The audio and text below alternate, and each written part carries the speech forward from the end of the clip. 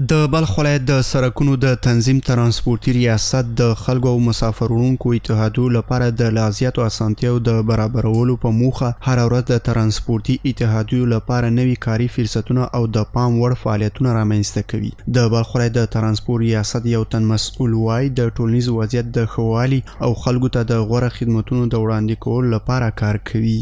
امروز خوشبختانه شاهد یکی از شرکت‌های فعال ترانسپورتی البند هستیم که در ولایت بلخ به تعداد 12 دانه شرکت با مرکز ولایت بلخ فعال و ایجاد گردیده که خوشبختانه یکی از آنها البند شرکت البند است که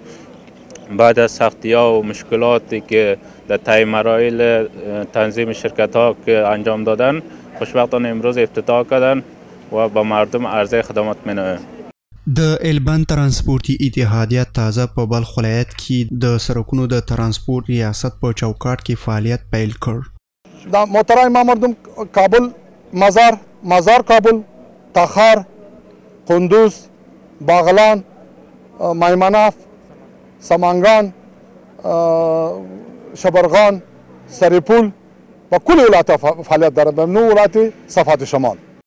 د یادونې وړ ده چې د افغانستان اسلامي امارت د ترانسپورتي او هوایي چلند وزارت په بلخ ولایت کې د ترانسپورتي شخړو د حل او د مالونو او مسافرو د خوندي انتقال په موخه هڅه کوي چې د ترانسپورتي شرکتونو فعالیتونه قانوني کړي.